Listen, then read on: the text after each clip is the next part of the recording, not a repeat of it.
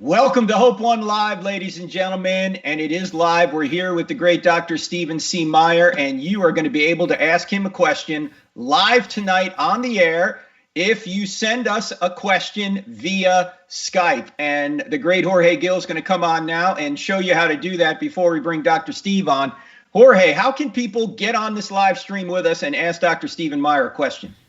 Frank, is going to be pretty simple. They have to follow the instructions, so they have to listen to me right now and pay attention. Let's go ahead on and make eye contact so you follow everything that I'll tell you, because we usually have a lot of people that tell us, oh, I could never get on the Skype. And of course, where I say put your Skype name or ID, you put your government name. I cannot go find you. They're probably like 20 people named just like you on the registry. So what you need to do is the following. So look at the screen and follow the instructions. You got to go to crossexamine.org/SQ for Skype questions. You can do it on your mobile, on your tablet, or on your laptop. crossexamine.org/SQ. Once you're here, you add your name. It means your real name, your government name. Then on the Skype name, I even have a perfect example right there. You add your Skype ID. It's usually the word live, a colon, and whatever the Skype ID that was assigned to you. Usually sometimes can be also your email address that you use with your Skype, but that is assigned by Skype. Then you're going to select one of these choices, either, your worldview, or you're Christian, an atheist, an agnostic, or other religion, or you're Muslim, Buddhist. And then you're going to give us a summary of your question. This is not the question that you're going to ask in its entirety, just a summary so our team can assess the question. If you think that you're going to put your question there and then your question is going to be answered, you'd be better off just using the chat either on Facebook or on YouTube, because we're also taking questions from the chat section. We will give priority to super chats and star questions. That, for those who use Facebook, you know what that means. For those who use YouTube, you know what super chat means. So make sure that if you're going to do Skype questions, you put in a summary, a brief summary of your question right here, and then submit it. Our team will be able to feed me these questions, and then I'll get in touch with you. Now follow me again. When I message you on Skype, all you have to do is reply and add me as a friend on your Skype. I will add you as a friend, and then I will give you a set of instructions. You'll stay put, and then when it's your turn, I will bring you in. You don't talk until you see yourself on screen. Now, in order to be brought into here, you'll have to have your phone in a horizontal way, just like this. Okay, well, right here, the camera just switched like this. Okay, and now when you have your phone like that, make sure it's steady somewhere in a tripod, or I don't know, just go get a couple books and prop it up. Make sure there's plenty of light. If you had headphones, that helps a lot. Okay, and those are the instructions that you have to follow in order to be brought into the show. Do not call me on a Skype, because the moment you do that, you disrupt the live stream, and that is going to be a bit more difficult for me to bring you in. And with that being said, Frank, back to you. All right. Thanks, Jorge. And we will, in addition to the super chat people, if you have a question and you disagree with what Dr. Meyer has said, or you disagree with his position, you have an objection, we'll try and put you to the front of the line as well. So we want this to be a dynamic dialogue on the return of the God hypothesis. Dr. Stephen Meyer's brand new book, which we just learned recently is a national bestseller according to USA Today and also Publishers Weekly. It is Steve's magnum opus. In the past, Steve has written Signature in the Cell and Darwin's Doubt, two amazing books in their own right. In my view, this book, this new book, Return of the God Hypothesis, takes the best of both of those books and adds another dimension to it. And it's not just a text on three evidences for God. It's also a history book.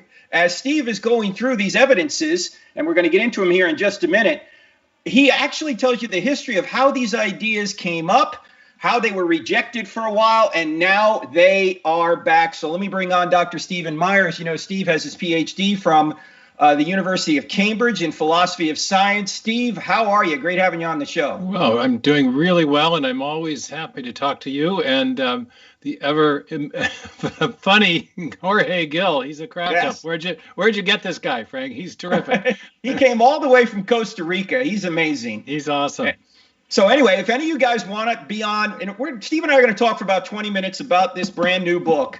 And then we're going to bring you on for Q&A. So just go to crossexamine.org/SQ. Follow the cues there if you want to be on live. If you'd rather put your question in a chat, we'll try and get to some of those too. But Steve, let me just ask you right off the bat, why did you write this book, Return of the God Hypothesis? Well, I had written, as you mentioned, 2 previous books making the case for intelligent design based upon some of the features of biological systems. Most importantly, the discovery that at the foundation of life, in even the simplest living cells, scientists have found, digital code stored in the important biomacromolecules, in particular DNA and RNA. And our local hero in Washington State and in the Seattle area, Bill Gates, has said that DNA is like a software program, only much more complex than any we've ever created. This isn't really in dispute. Leading biotech figures such as Leroy Hood simply describe DNA as containing, quote, digital code. Even Richard Dawkins acknowledges that it's storing machine code. And so the discovery of information, I think, is a game changer when you begin to think about the origin of life, because in order to explain the origin of the first life, you have to explain the origin of the information that's necessary to build a cell. And over the course of several decades, that field of origin of life research or origin of life studies has come to a state of impasse because chemical evolutionary theorists have been unable to explain how you get from simple chemistry to complex code. And instead, we know that whenever we're dealing with information, whenever we find information and we trace it back to its source, we always come to a mind, not a material process. A program requires a programmer. And in fact, any form of information, especially in a digital or alphabetic form, always arises from an intelligent source. So I made this argument in the first 2 books and suggested that the presence of information is a powerful indicator of the activity of a designing intelligence of some kind in the origin and history of life. But I didn't attempt to identify the designer, and so naturally many people wanted to know, including many of the people who had read my books, who do you think the designing intelligence is? And what can science tell us about that question? And this new book, Return of the God Hypothesis, addresses that question head on.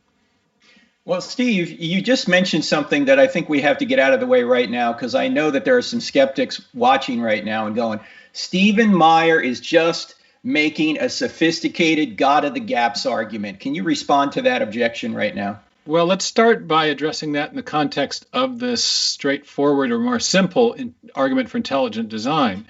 It is true that there are gaps in the evolutionary account of the origin of major innovations in the history of life, and certainly in the account of the origin of the first life. And that provides part of the justification for an inference to design. But I'm not simply arguing that causes of a certain type can't produce the effect in question. If I just said, hey, cause A can't produce cause X, therefore cause B must have done it, that would be an argument from ignorance, an informal logical fallacy. But instead, I'm making an inference to the best explanation, where I'm saying causes of type A, and we'll call that naturalistic evolutionary causes, are insufficient to produce effect X, where the effect in question is the information needed to build a cell. I am arguing that those causes are insufficient, but I'm also arguing that there's another cause which is known to have the power to produce the effect in question, and that cause is mind or intelligence. And we have ample evidence of that from our uniform and repeated experience. So we're arguing not just from the inadequacy of one cause to the adequacy of another, but we're providing positive evidence for the adequacy of an alternative cause, thus rendering that alternative cause a better explanation of the effect in question than the naturalistic evolutionary processes. So you're not arguing from what you don't know, you're really arguing from what you do know. We're arguing Yeah, absolutely. We're arguing for Yeah. what we do know about the features of living systems and the cause and effect structure of the world, the kind of causes that routinely in our experience produce the effect in question. The great information theorist who first applied many of the concepts of information theory to molecular biology, Henry Quasler, said that information is habitually associated with conscious activity. That's another way of saying that when we see information, invariably a mind has played a role in generating or constructing it. So we're not arguing from an ignorance of an adequate cause, but rather from positive knowledge of a type of cause that we know is capable of producing information, especially in a functional digital form. We already have a super chat question from Steadfast and Easy, and the question's this: Dr. Meyer, your quote is this: "No known way of adding information to the genome has been found." Is that still true? Has anyone discovered a natural way of adding information to the genome? Well, a natural way. I'm not sure whether that exact phrasing, I'd put it a little more tightly. We do know that there are mutational processes that can alter the genome, and occasionally they can add a very small amount of information. Think of a linguistic analog. If you've got a sentence, see Dick run, you might get lucky and get see Dick bunt, or have a couple small changes. But as the amount of informational input required increases, the probability of merely random changes generating the information in question drops precipitously and exponentially. So in design detection work, we often refer to a Dembski threshold, referring to the work of William Dembski. There's a certain amount of information that is within the realm of possibility as a result of a purely random search. But to assign that demarcation between what's plausible and implausible, we usually need to make an assessment of what are called the probabilistic resources. How many opportunities are there to generate a given amount of information by undirected or random trials alone? And when you get to a certain threshold, appeals to random processes or chance are implausible. And so I would say the amount of information necessary to build a new protein fold, which is the fundamental unit of innovation in biological systems, exceeds the reach of chance. And chance plus natural selection, because remember, in the mutation selection mechanism, natural selection acts after the fact of a successful random change. It selects what random mutation is first produced. So the driving agent in that mechanism is always the random mutations.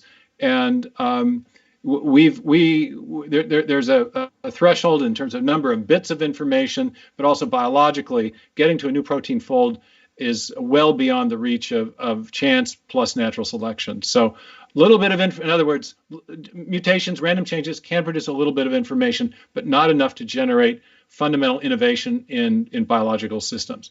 Now, you cover all this in the book. It's 500 pages, and ladies and gentlemen, you'll realize that we can't cover much of it here. Right, only 450 before you get to the footnotes. So don't scare people off here.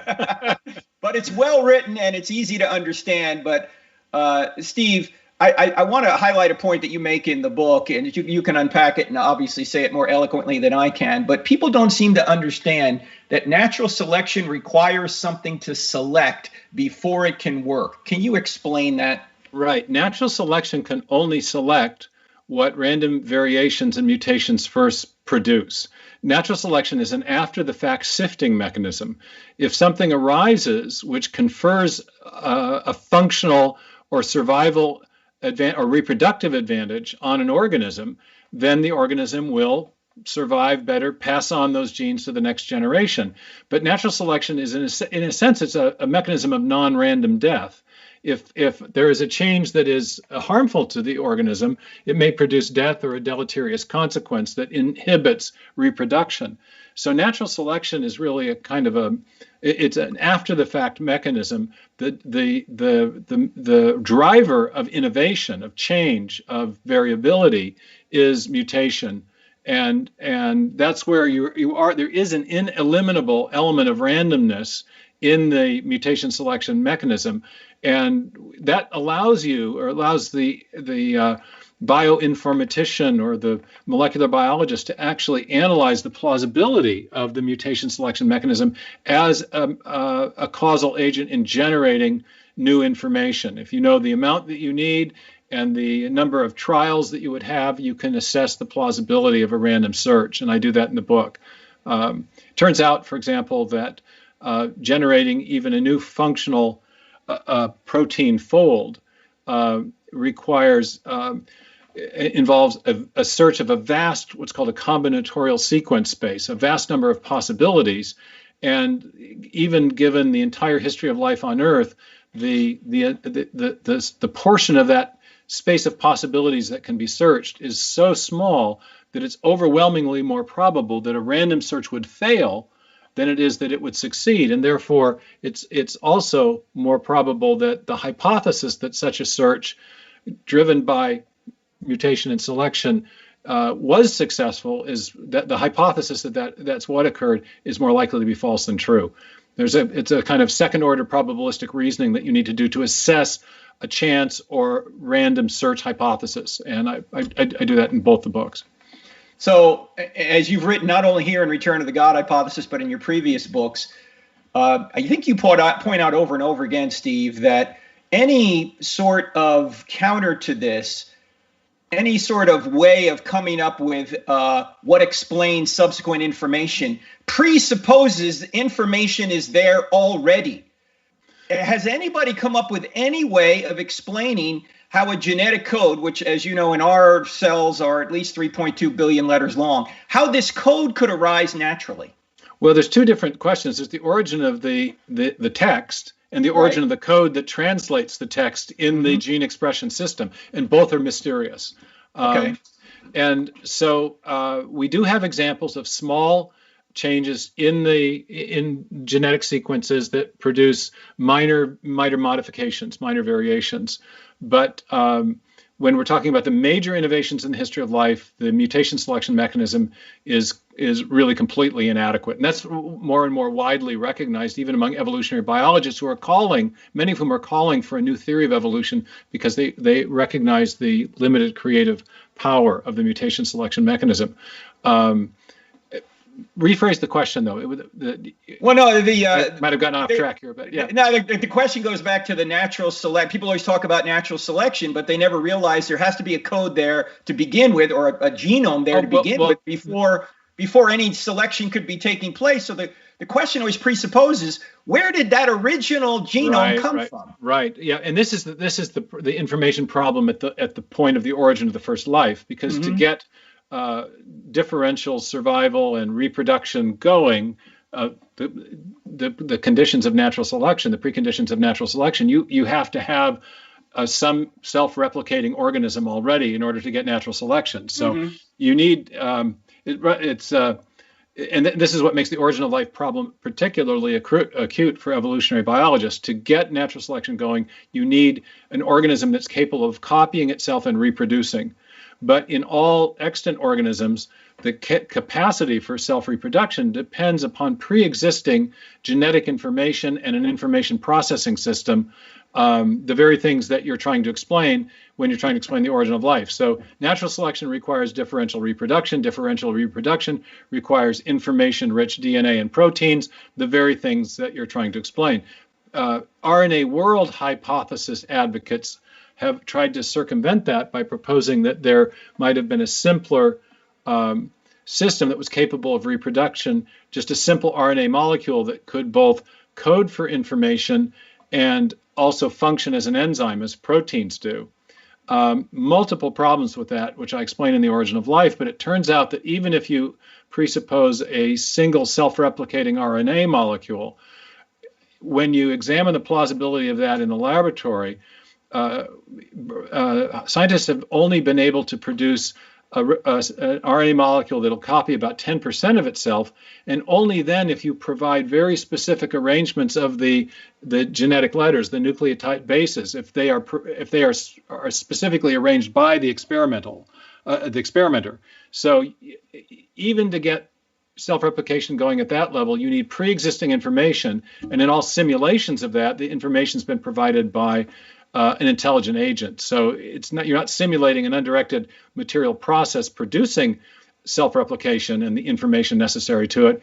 You're actually simulating the need for intelligent design to provide the information that would make self-replication, even in the most rudimentary form, possible.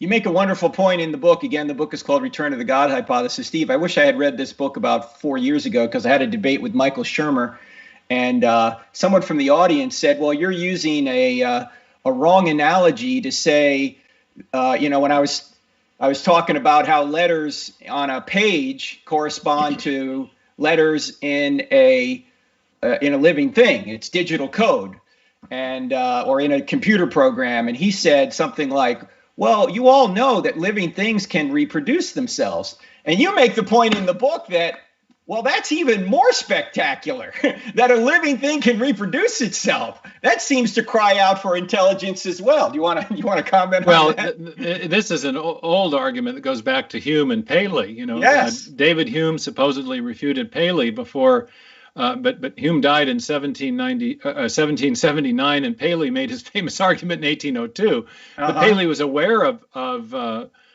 Hume's argument and pointed out that an organism was, yes, it was like a watch, but it was an even more marvelous artifact because it could reproduce itself. And there's a whole strain of technical literature around self-reproducing automata. That were papers written by John von Neumann and others that are actually applicable to the origin of life problem.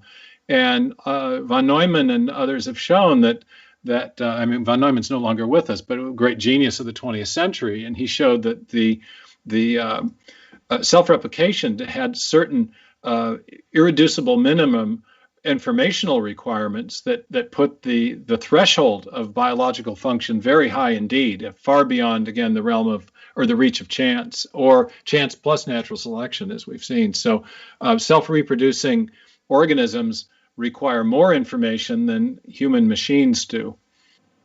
Steve, I want to go to questions here in just a minute, but we've just been talking about one of the three great discoveries over the past century that have turned people back to the God hypothesis. We've been talking about, obviously, the information found in life, but there are two other arguments or discoveries that you go into in this book. What are the other two, just briefly, so people know? Well, the other two are the discovery of the many discoveries of the precisely finely tuned physical parameters that are necessary to produce life, or necessary for a life conducive universe.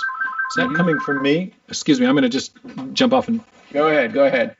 Yeah, so the fine-tuning of the universe is one of the arguments that Steve gets into in Return to the God hypothesis, in addition to the biological information we've just been talking about, fine-tuning. Go ahead, Steve. Sorry for the phone interruption. We're dealing. The other two big discoveries are the fine-tuning of the universe that is necessary to allow for the possibility of life in the universe, the fine-tuning of the physical parameters, and then the first is the discovery that the universe itself had a beginning. So the big three are: the universe, as best we can tell, had a beginning. That from the beginning, the universe has been finely tuned in its basic physical parameters to allow for the possibility of life. And then the third discovery is that at the foundation of life, we've discovered information in a digital form. And throughout the history of life, we see great bursts of new information entering our biosphere, making new forms of life possible, suggesting, I of course argued, the need for a designing intelligence at work in the history of life. Now, none of these arguments alone get you all the way to the God of the Bible, because we know nothing about Jesus rising from the dead from these arguments. This is all natural theology. But Steve, you do conclude that this is at least a theistic God, it seems, that the evidence points to a theistic God, which could be the God of the Bible. Why do you conclude it must be a theistic God? Well, that was the reason I wrote the book, was to investigate this question of who is the designing intelligence. And I acknowledged that if we only have the evidence of design in biology, it's at least theoretically possible that the designer might be an immanent intelligence within the cosmos, as opposed to a transcendent designer of the type that people typically refer to as God. And some scientists have actually proposed this immanent designer hypothesis. It's sometimes called panspermia, the idea that there's effectively an alien intelligence that evolved by undirected natural processes that became intelligent enough at some point to decide to seed life, some primitive form of life on planet Earth. Interestingly, that hypothesis was proposed first by Francis Crick, or at least one of the first people to do so. And he did so because he recognized that the conditions on the early Earth were so incompatible with a chemical evolutionary origin of life here. So he suggested that maybe it happened somewhere else. Even Richard Dawkins has floated the idea in an interview with Ben Stein. I've always thought that to be implausible for two reasons. The first is that to get an evolutionary process going anywhere in the universe, you still need to solve this fundamental information problem. Matter has to be structured and configured in very specific ways to make something like life possible. And so we haven't solved the problem of the origin of information on planet Earth, and kicking it out into space doesn't really help solve it. It just pushes it someplace out of view. But secondly, and more fundamentally, and this is where the new book comes in, if you bring in the physics, the evidence from physics, we see that there's also evidence of design present from the very beginning of the universe and soon thereafter. And clearly, any age, and that is the fine-tuning of the laws and constants of physics, the fine-tuning of the initial entropy or initial conditions of the universe. And no agent within the cosmos can be responsible for the fine-tuning of the very fabric of the universe upon which its origin and evolution would have depended. And also, the fine-tuning precedes any possible evolution of a subsequent alien intelligence. So the alien intelligence doesn't explain the origin of the fine-tuning of the physical universe, nor does it explain the origin of the universe itself. So these other two evidences that we have, that the universe had a beginning and that it's been finely tuned from the beginning, are not explained well by the alien designer hypothesis. And that suggests instead the need for some sort of transcendent intelligence, which is acting in a way to design, to create and design the universe as a whole. And so that might raise the possibility of a deistic creator. And yet we have the evidence from biology showing that there's evidence of design long after the beginning. So deism explains possibly two of the three evidences, but not the third. Only theism explains the whole ensemble. Theism has inherent in it the concept of a transcendent personal intelligence that is also active in the creation after the beginning as well as at the beginning. So of those three hypotheses positing an intelligence of some kind, only theism can explain the whole ensemble of evidence. And I also argue that scientific materialism explains none of them because they all require either a transcendent, or either an intelligence or a transcendent cause, a cause beyond matter, space, time, and energy. In the case of the cosmological singularity, the evidence for the beginning, that requires some sort of cause that's beyond the material universe in which we reside. So, unless we need a mind to explain this, materialism doesn't denies the existence of a pre-existing mind. And of the three hypotheses that posit a mind, theism is by far the best. Last question before we go to video questions from our audience, Steve. There's a real fascinating discussion that you have in this book, Return of the God Hypothesis, that deals with the laws of nature being fine-tuned and sustained by God, because I personally think that that's a very good argument for a theistic God, that the laws of nature are fine-tuned and they're persistent and consistent. Sort of gets into Aquinas' fifth way to argue for God. And you point out that there was kind of a dialogue, or at least a back and forth between, I believe, Leibniz and Newton on this. Can you just unpack that in a couple of minutes for us? It's an absolutely fascinating story. I did quite a bit of work on this in grad school in Cambridge. And of course, a lot of the Newton was at Cambridge. I remember sitting outside his old rooms in Trinity College during a break over the Christmas vac, as the Brits called it, just trying to think his thoughts and get to the bottom of this. But it's fascinating. Here's the story. Newton rejects the standard view of gravitation in his day, which was a vortices theory that suggested that the gravity, the motion of the planets was produced by a swirling vortex of invisible ether, of physical stuff that we couldn't see, kind of like logs swirling in a whirlpool. And he rejects that and instead provided a very precise mathematical description of gravitational force, his famous inverse square law. But he also rejected the idea of the ether and that there was any pushing and pulling, and essentially conceded that we had what is now called action at a distance, that the mass of the moon was affecting events on planet Earth, the tides, for example, but there was no pushing and pulling. The moon doesn't touch the water in the tides, but it's affecting them and causing their movement. So there's attraction between massive bodies, but not because of any physical contact between the two. Now, Leibniz objected to this on the grounds that this was a return to what were called occult properties. In the scholastic period, the scholastics would explain things like the ability of opium to put you to sleep by saying it had a dormitive virtue. Why does opium put you to sleep? Because it has a sleep-inducing property. What the scholastics would do would rename the effect as its own cause and think that they had explained something.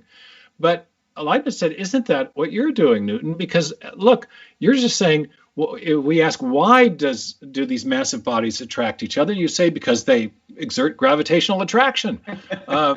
And Newton says, well, I'm not doing just what the scholastics were doing. I'm describing this mathematically. But as to the cause, he said, hypothesis non fingo. I don't feign to know the cause.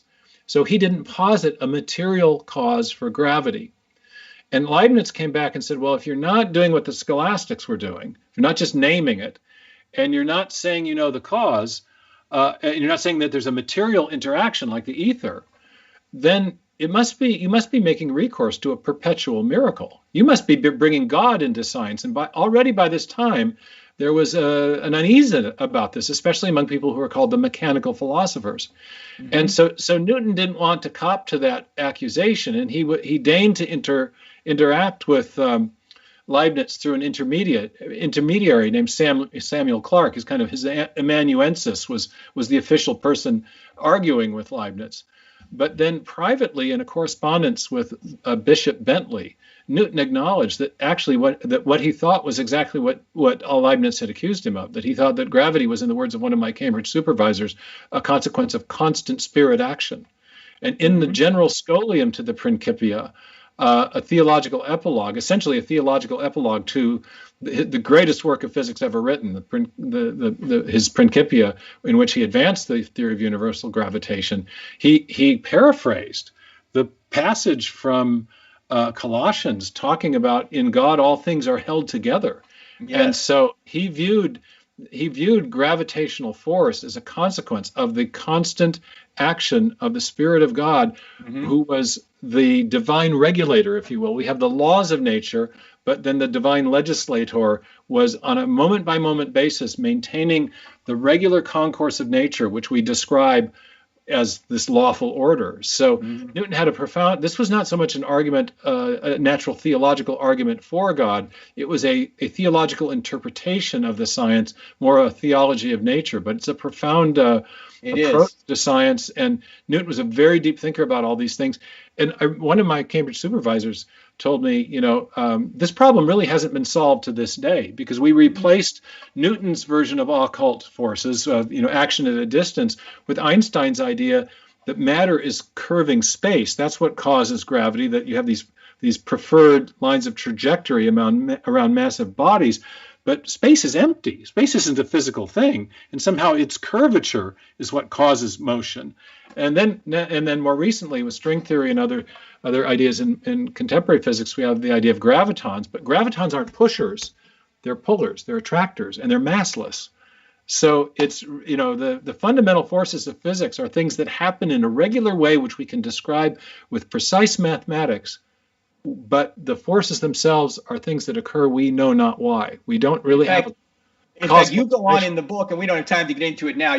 Folks really need to get the book. But then you talk about how people like Hawking and even Alexander Vilenkin are saying, Hawking says, who puts the fire into these equations? I mean, Math itself doesn't cause things, but why do these laws do what they do, or these forces? Well, this is the last three. The last section of the book deals with this alternative cosmological model known as quantum cosmology, which physicists have proposed to get around the problem of the singularity of the beginning.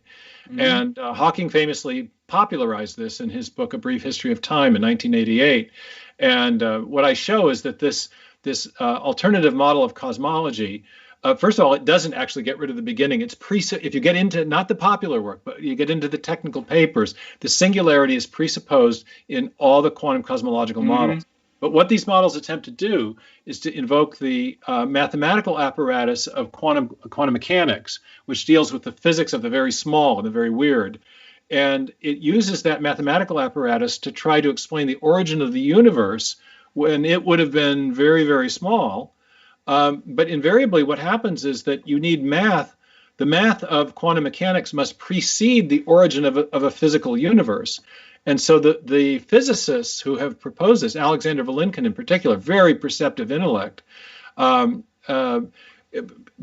says, well, what tablet could these laws of quantum gravity have been written on, given that there's no matter, space, time, or energy? We're trying to explain the origin of those things. That's right. With the math. So the math must precede the material universe. And then he says, but math is something that's conceptual. It always exists in a mind. Are we therefore saying that a mind precedes the universe? But he doesn't answer it, does he? He leaves that rhetorical question hanging.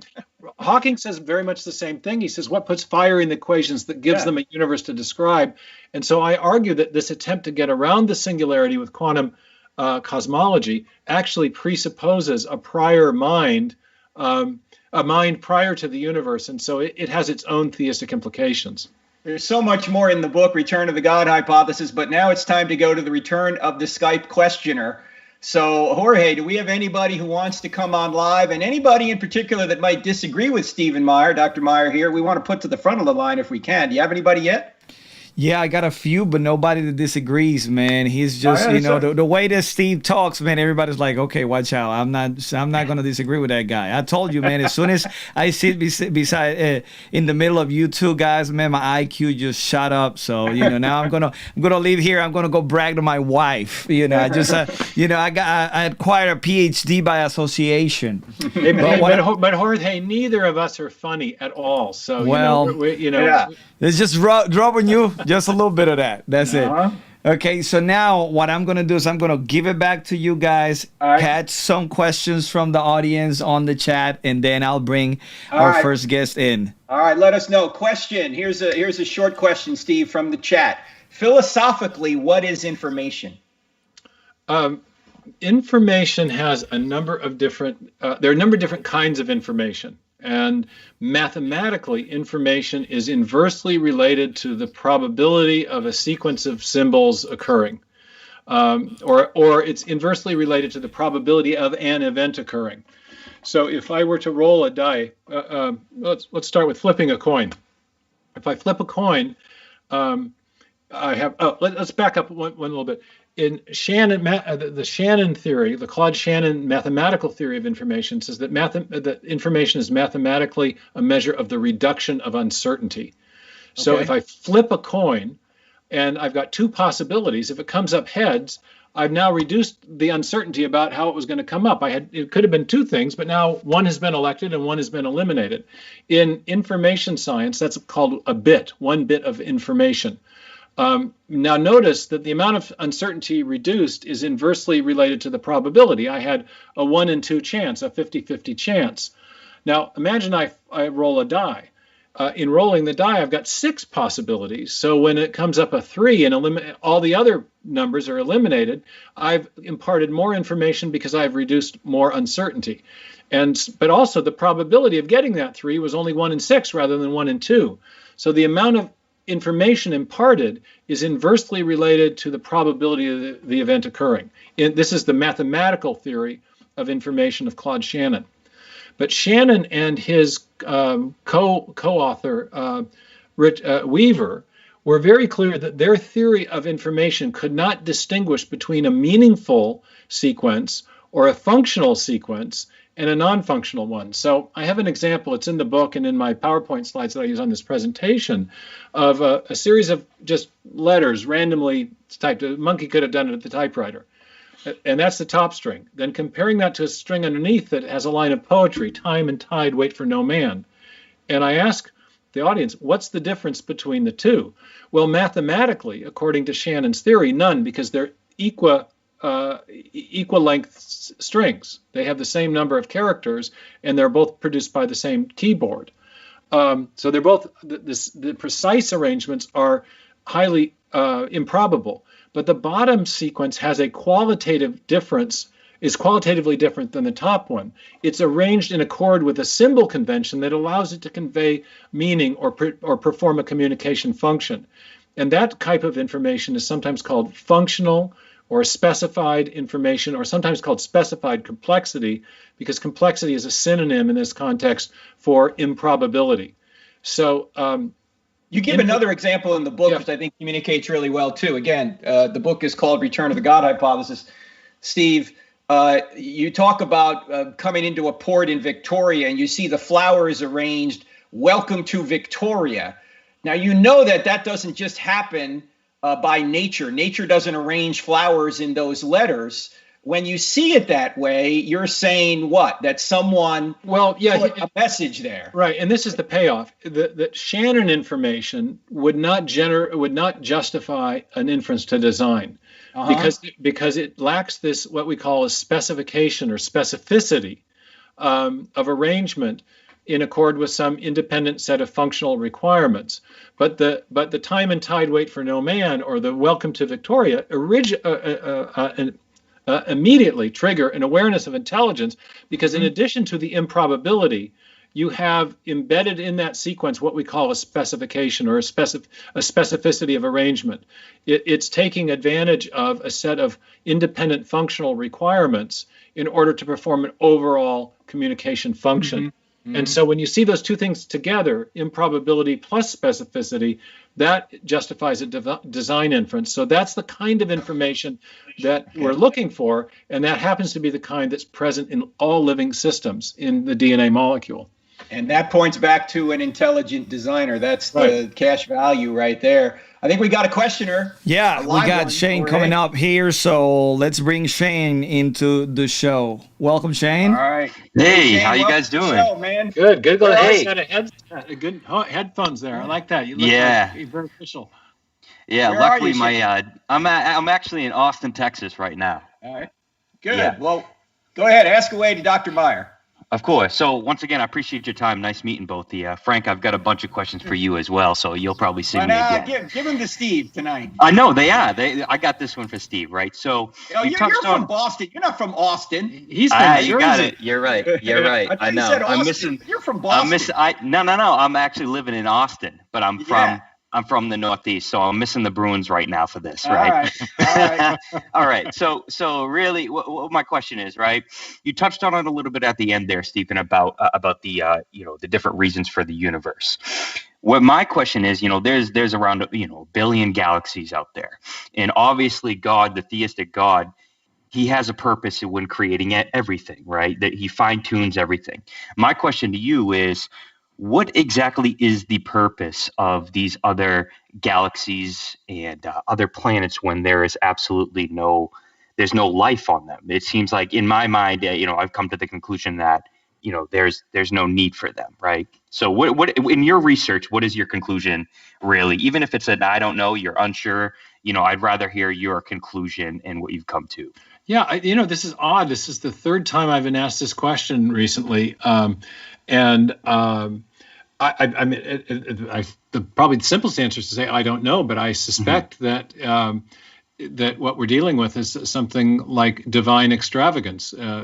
God had in mind a particular planet to put people made in his image, and he set up the whole universe to make that possible.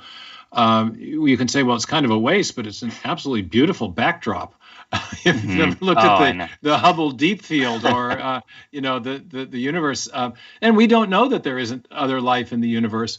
Since I've been asked this so many times, I should get up to speed on this. But the Christian apologist and astrophysicist Hugh Ross has argued that the amount of time that has ensued from the Big Bang to now is also one of the fine-tuning parameters, that life can only exist within a narrow window of time if you have an expanding universe. You just need a certain amount of time for the galaxies to develop, and it can't go too long or else you're going to get a heat death. But I'm a little fuzzy on that. So there is some fine-tuning perhaps in the time scale, but the work we do in design detection is not actually trying to determine what the purpose of a given action was, but rather to detect the active purpose of intelligence. Yeah. Okay. So there's a whole, my colleague Dembski points out that there's a whole class of objects in the Smithsonian, the machines of various kinds that have been discovered from, civilizations past that we know are designed, but we don't know exactly what they were designed to do. So we're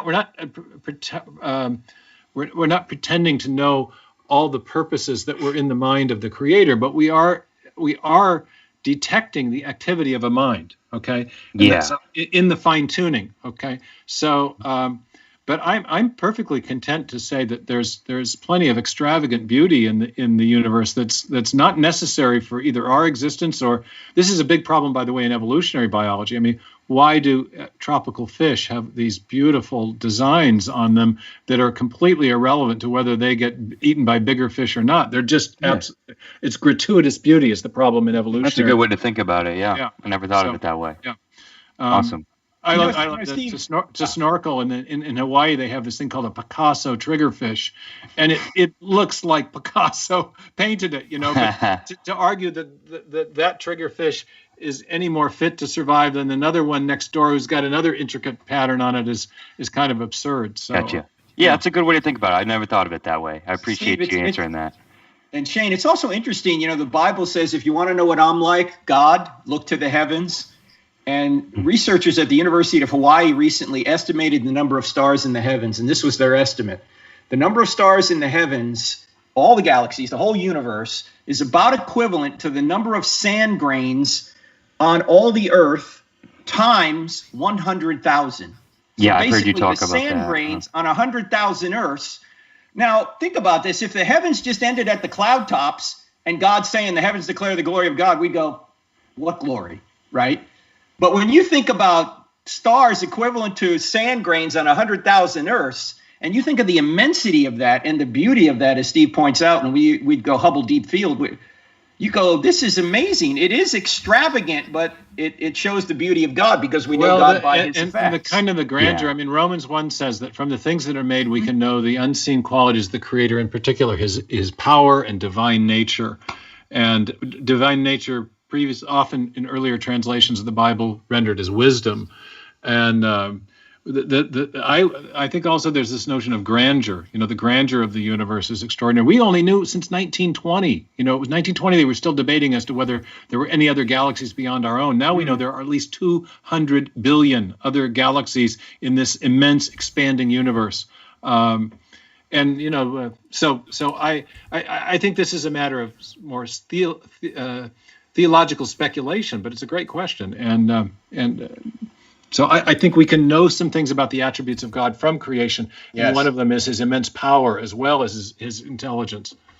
Thanks for your question, Shane. Yeah, we appreciate absolutely. It. Go back to the Bruins, man. No, I got to stay. I'm staying for the rest of the questions. I appreciate it. More important. So all right, Stephen. Thank you, Frank. Thanks, Thank Jorge. you. Thank you. Bye, guys. All right, we'll have another question here in a minute as Jorge's bringing somebody else. Steve, we got some questions from the chat that I want to get to for you.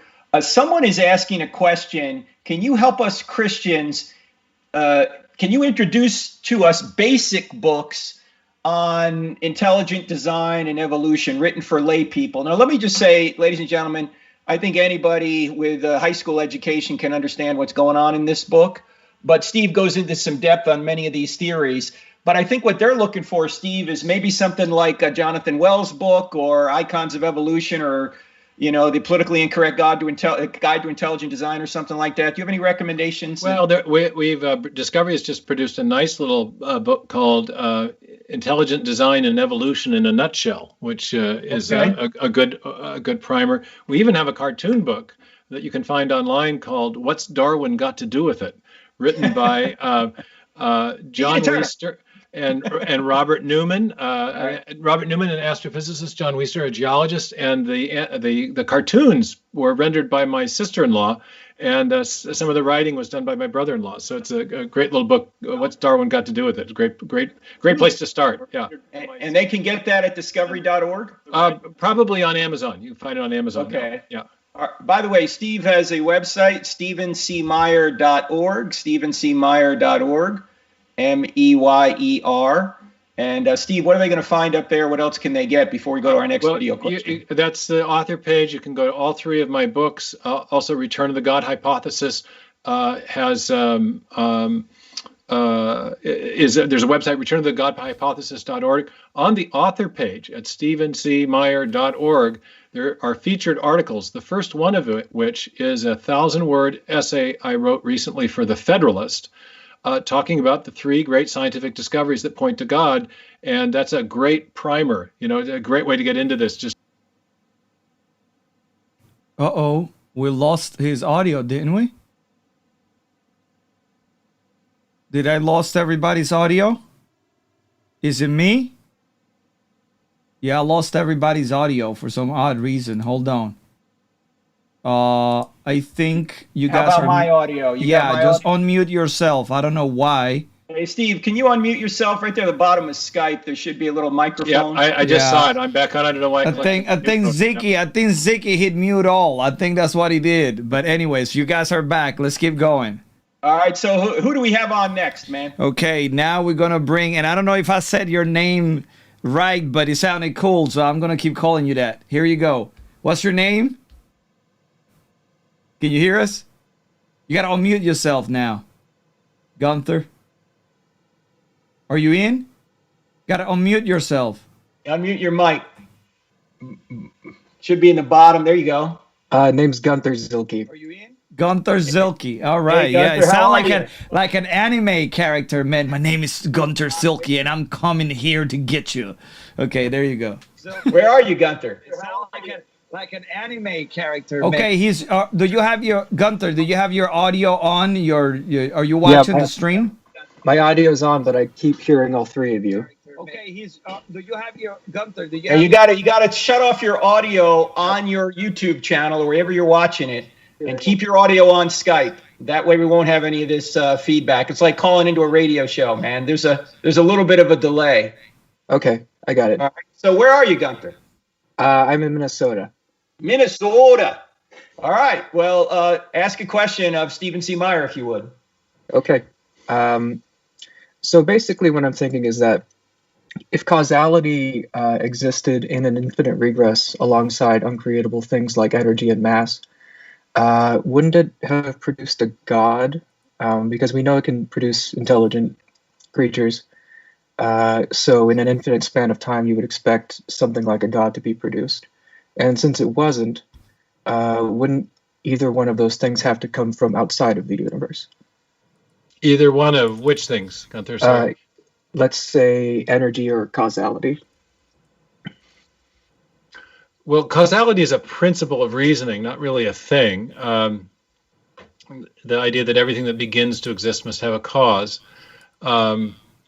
There's a cosmological theory called the oscillating universe, and it accepts that the universe is expanding outward from a beginning, but that the universe is then going to recollapse and it will bounce again and bounce back and forth and bounce, and there'll be an infinite cycle of contractions and expansions. And this was meant to eliminate the need for a beginning to the physical world. But a thermodynamic analysis of this idea has shown that with each cycle, there's less work available. Each expansion produces more entropy. More entropy corresponds to less energy available to do work. And so each successive cycle would become progressively less, would expand less and contract. And so you'd have a kind of like a bouncing ball effect, such that after an infinite amount of time, you would expect that the universe would be in a state of nullifying equilibrium, kind of a heat death.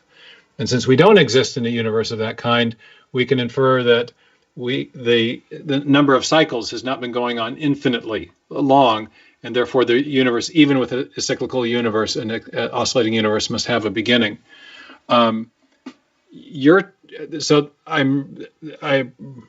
raise that because it seems roughly analogous to what you're proposing, only you're saying that an infinite sequence of some kind of events would eventually produce an omniscient being. Is that the idea? Or Yeah, so I don't think I should have said causality, probably just cause and effect. Cause and effect, sure. Okay, so there's a... So an infinite regress of cause and effect would have produced something like us, except it would have produced something immortal, something great, and something you could call a god. And I was thinking that if it didn't produce that, then that means that the cause and effect chain isn't an infinite regress. So see, we're reasoning very similarly here. You're thinking that we would observe some mastermind or something of the universe, some omniscient being would be the consequence of an infinite number of cycles of something, and since we don't observe some perfect infinite being in our time and space domain, we can infer that there wasn't an infinite regress of causes all the way back infinitely. The cosmological version of that is not that we would expect an infinite being, but rather we would expect a nullifying thermodynamic equilibrium. In other words, a heat death of the universe. And since we don't live in a universe in which we have maximum entropy, we must not have had an infinite number of cycles beforehand. So there's an analogous kind of reasoning. The physicists have not really worked out their expectations as to what the physics might produce by reference to a maximally great being, I think is the way some of the philosophers talk about this. But they have worked out what they think would happen physically, and we don't live in that kind of a universe. And so the oscillating universe idea, which was popular in the 1980s, has for the most part gone by the wayside in cosmology, though the great Oxford physicist Roger Penrose has attempted to revive it with a recent cyclical universe idea. But I think personally it's subject to the same kind of thermodynamic critique. I hope that's helpful. The way you're thinking is very clever. I mean, you're using a kind of reductio argument. You're saying if this hypothesis were true, we would expect something to follow. We don't see that, and so the hypothesis of an infinite regress is refuted by what we don't observe in the universe. Yeah, the other thing I was thinking about is that if the universe really did pop out of nothing, first you're saying that if the universe popped out of nothing, that means that something's regulating the number of things popping into existence. Because it didn't turn out to be zero or an infinite number, right? Okay, let's get it. So this is I do a lot in the book on this whole question of the universe from nothing. This is there's a little book written by the physicist Lawrence Krauss called Universe from Nothing, and his thesis has been critiqued by various philosophers of physics and physicists because it turns out he's not really getting the universe out of nothing. In the first instance, he's getting it out of pre-existing space and energy or matter. But then he acknowledges that, that's the case for a big part of what we got. But we could still get the universe out of the very beginning of the universe. That space and that energy or matter might have come out of a quantum universal wave, the universal wave function, which is a quantum mechanical mathematical apparatus or structure. And so the universe from nothing, in the view of the quantum cosmologist, and Krauss is popularizing the work of Alexander Vilenkin, who has one version of quantum cosmology, Hawking and James Hartle have another. But in both versions, you get a universe out of the mathematics of quantum mechanics. Quantum mechanics applied to either the beginning of the universe or the early universe. And this poses actually a deep philosophical problem because mathematics is immaterial. It exists only in minds, and it describes matter and energy, space and time, but it is not a material entity. So to say that you get the universe out of mathematics is to imply an idealist metaphysics or a theistic metaphysics. So you're essentially saying, hey, there must have been a mind. The implication of that is that there must have been a mind prior to the material universe. So the use of quantum mechanics and quantum cosmology to try to explain the origin of the universe has, I think, unintended theistic consequences. And if I could go, you're obviously very astute. So let me just take this one step deeper, which is something I do in the book. If you've seen in quantum mechanics the symbol psi, it's called the wave function. The wave function describes all the different places a particle or an electron could be in a quantum mechanical environment. You may remember in quantum mechanics that you have waves functioning like particles and particles functioning like waves. And if you're trying to identify the location of a particle before an observation is made, it's as if the particle was in a lot of different places at the same time. And there's a function that describes the probability of finding that particle in lots of different places at a given time. The math of this has been applied to the early universe. And so instead of having a universal wave functioning describing the possible locations of a particle in a box, you have a universal wave function describing all the different universes that could emerge out of the singularity, all the different universes with different gravitational fields. But it turns out that that universal wave function is the solution to a prior equation called the Wheeler-DeWitt equation, which is the analog to the famous Schrödinger equation in ordinary quantum mechanics.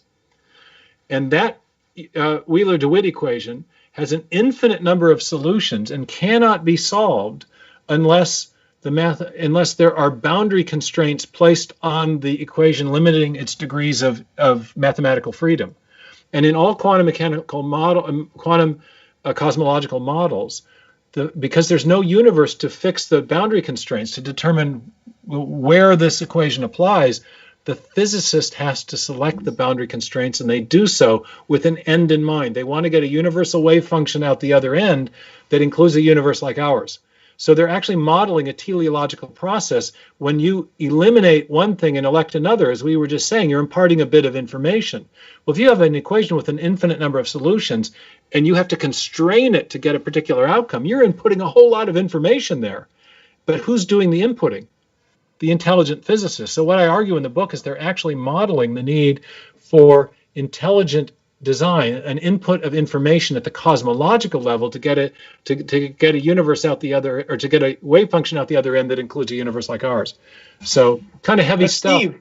Steve, are they suggesting that an equation creates space-time and matter? Well, when Krauss and others say that the universe is coming out of nothing, they do mean nothing physical, but what's generating the nothing is a mathematical apparatus. So it's math is, they say that the laws of physics are producing a universe from nothing. Well, what do you mean by the laws of physics come from? They're just assuming those? Well, right, but what are the laws of physics absent matter, space, time, and energy to describe? This is Volinkin's great question. On what tablet are these written?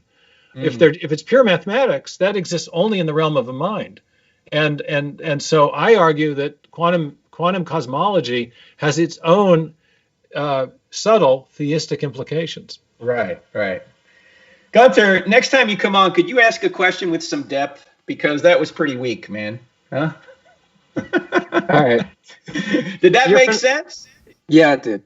All right. Well, I appreciate it, man. We got to get some more questions, but thanks for bringing that up, because I'm sure, Steve, in all of your interviews, you have not really had the opportunity to talk about I'm not really done a deep dive on quantum cosmology, but yeah.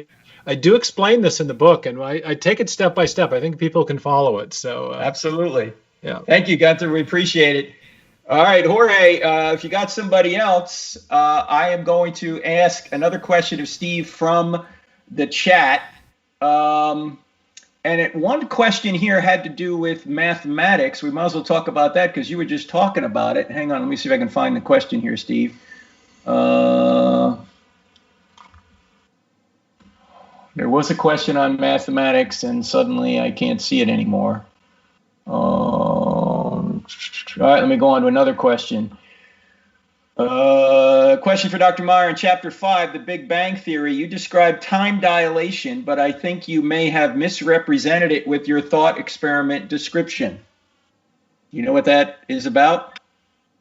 I used Einstein's famous clock tower, Okay. Gedanken, or a thought experiment, where he is showing that it's one of the intuitions that led him to the idea of special relativity. So he's imagining himself sitting on a train, receding from a clock tower, and then he imagines, well, he realizes that light is carrying the information about the movement of the hands, and then he thinks, well, what if the train speeded up to got faster and faster, and eventually reached the speed of light? Then the information carrying the light carrying the information about the change in the speed of hand or the movement of the hands would take longer and longer and longer to get to him.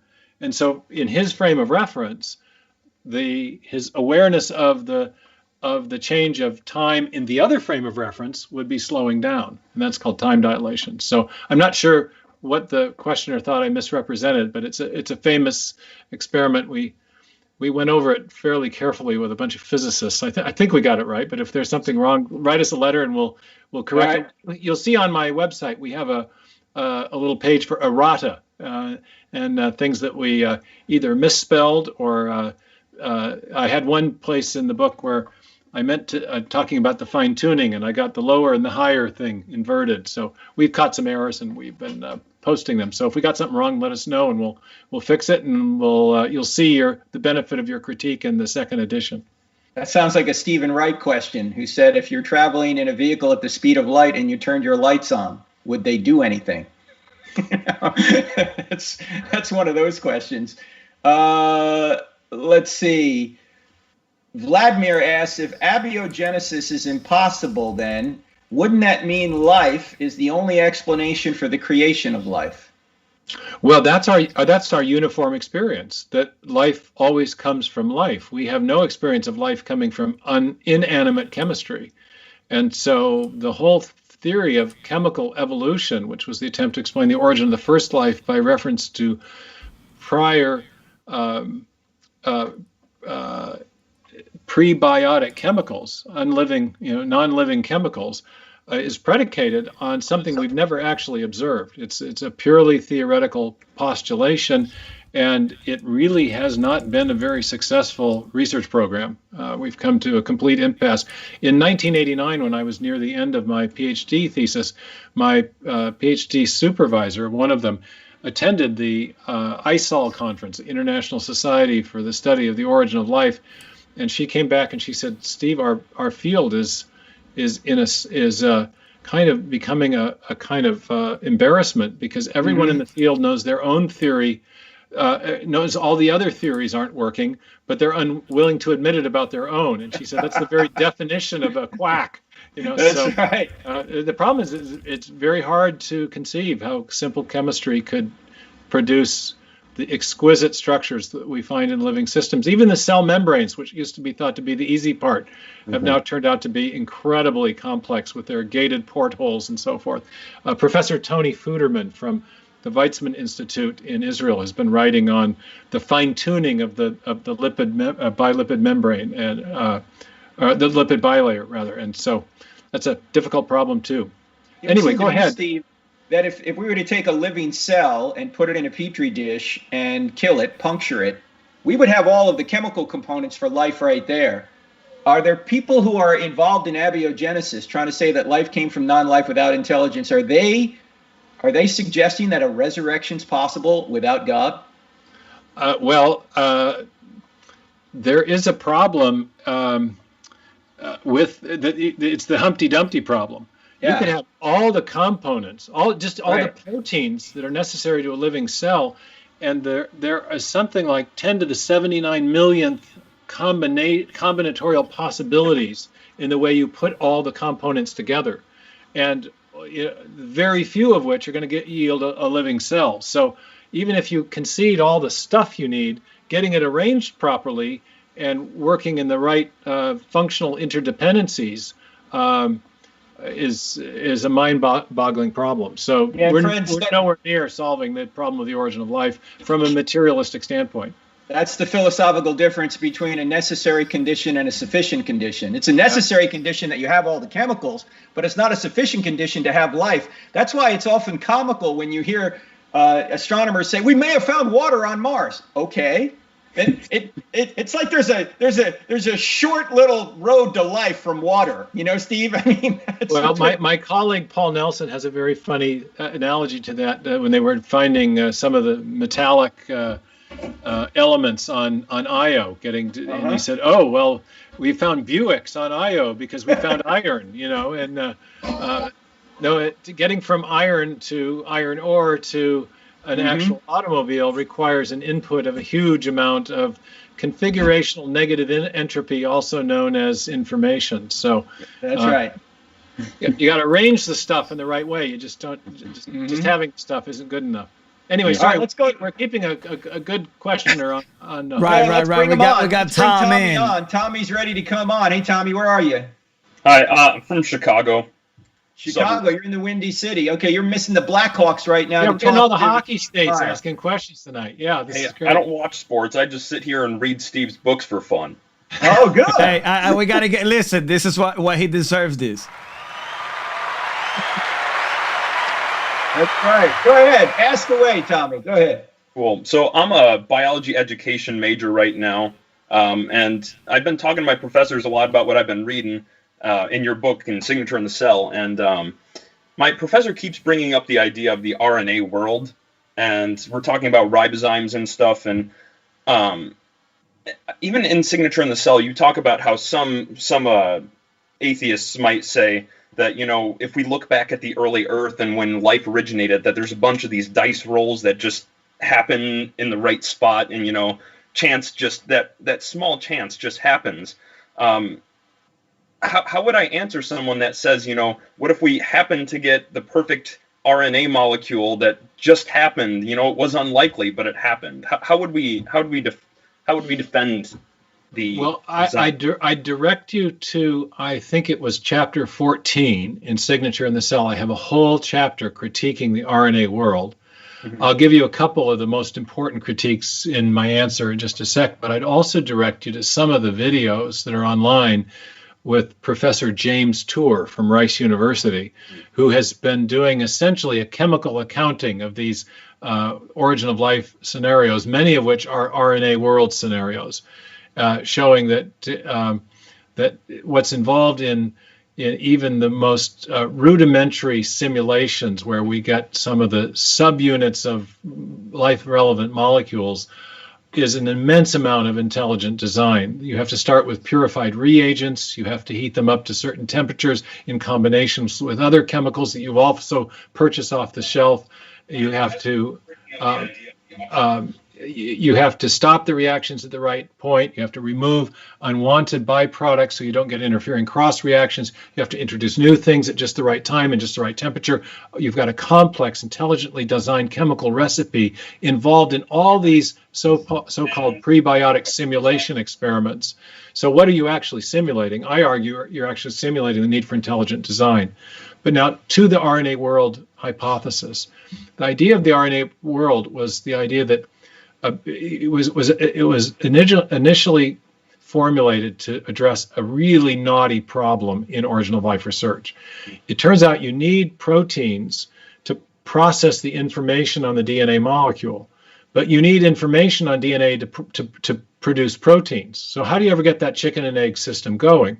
Well, it was proposed that there might be a molecule that RNA might solve the problem, because RNA does perform some limited catalytic activity that is analogous to what the functions that enzymes perform. Turns out, though, it's merely analogous. It doesn't really do all the things that enzymes do. And it also stores information like DNA. So the thought was, well, maybe you could have a molecule that could store information and perform catalytic/enzymatic function at the same time. And if you got one of those molecules, if a complex enough RNA molecule arose that could copy itself, then you could get some differential reproduction, and bingo, you'd get a prebiotic natural selection process going. Well, just analyzing that from an information standpoint, there's a huge problem. And I alluded to it in the conversation with Frank earlier, and that is that in our experimental work, the ribozyme engineering it's called, and the engineering is really what's going on because there's intelligent guidance to this. But ribozyme engineers have engineered RNA molecules that can copy a portion of themselves, about 10%, but not the whole thing. But only if they precisely sequence the bases, the information carrying subunits on the RNA molecule. So only very specific RNAs with very specific sequences are capable of this limited self-replication, but only if there's information there first. And in all the simulations, the information is coming from intelligence. There's too much there to arise by chance. And because there's no natural selection at work, it would have to be a purely random search to find those sequences. So chance is implausible on probabilistic grounds. Natural selection isn't yet a factor. And the simulations themselves show the need for intelligent design. So that's just one of many problems with the RNA world hypothesis. So to get more, read the chapter 14 in Signature in the Cell and look up Dr. Tour. He's stripping the bark off of these guys, and they know it and don't like it because he's one of the top organic synthesis chemists in the world, and he's saying, look, guys, this does not work chemically. The chemistry does not do what you want it to do or what would be required of it to produce life from an inorganic chemical substrate. Tommy, how do you think your professor would answer the question, what evidence do you have that some sort of natural force can produce information? What would he say? Yeah, I actually asked him that question, and I took one of your classes just recently, and you told me a similar thing and said, because I go to a Christian school, and he would hold to theistic evolution, which I know you and Dr. Meyer have talked about before, and so I asked him, when do you think God intervened? And he just says, I don't know, but I know God did it, so he did it somehow. Okay, so that's a form of intelligent design then. He's right. Yeah. He just doesn't know where God has intervened. Now, Steve, you've written, in fact, I have the book up here. You've written or contributed to a really well done book on theistic evolution. Do you want to just explain a little bit what's in here if people wanted to get into that? Well, one of the things that your professor's response is very typical of a lot of professors at Christian colleges who have accepted the basic framework of evolutionary thinking. They want to somehow merge it with their theistic worldview. They don't really know how to do that, so they accept the full Darwinian or chemical evolutionary framework and then say God was somehow behind it or involved with it. And a key question to ask folks who are thinking that way is when you say you're a theistic evolutionist, do you believe the evolutionary process is guided or unguided? And often they'll get very quiet and say, I don't know. But once they say, I don't know, what you realize they're saying is that I don't really have a model. My concept of theistic evolution, it isn't an explanation about what happened. It's not a theory. It's just a kind of generic affirmation that somehow God is there doing what we're not sure, when we don't know. And I don't, at some level, the idea of theistic evolution lacks specificity as a concept. And therefore, I really think you need to set it aside. It's not really relevant to the discussion until it provides some specific idea about what God did when and how that affected nature.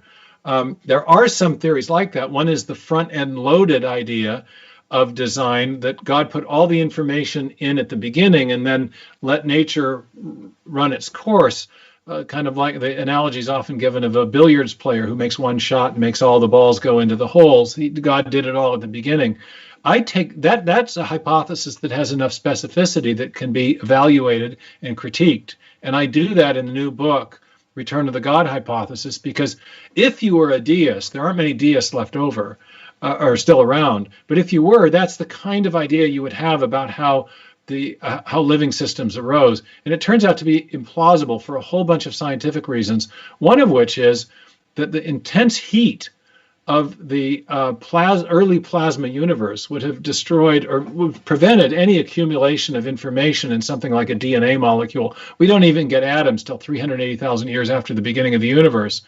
But there's also the Humpty Dumpty problem we were talking about before. It turns out that if you have all the nucleotide bases that you need to form a DNA molecule, and all the sugar and the phosphate subunits as well, in a friendly aqueous solution or whatever, that will not give you a specific arrangement of bases. The forces of attraction between those subunits will not determine any specific arrangement, and therefore they don't explain, even if you had all the subunits, that will not account for the origin of the information that specific DNA molecules hold. So if those biologically relevant subunits don't have the information, then certainly the information didn't exist in the elementary particles that existed soon after the Big Bang. So there's a number of scientific problems with front-end loaded theistic evolution. And beyond that, the concept usually is pretty fuzzy. So, awesome. Does that make sense, Tommy? Oh, yeah, totally makes sense. I'm happy to go question them now when I have class. Well, that's the key question. Do you think it's guided or unguided? And some will say it's guided. If they do, you say, well, welcome to intelligent design. That's a form of intelligent design. If they say it's not guided, it was, God just is watching the process passively and nature is doing it all. That's not quite deism, because many theistic evolutionists will say that God is upholding the laws of nature. But it certainly affirms a diminished form of divine sovereignty, that God is not an active creator, but rather a passive spectator. I think that has theological problems. It also has some scientific problems, because the evolutionary process lacks creative power for other reasons. And we get into this in the Theistic Evolution book. We provide a philosophical, theological, and scientific critique of the concept, running to 1,000 pages. Other than the 1,000 pages, we think it's a great theory.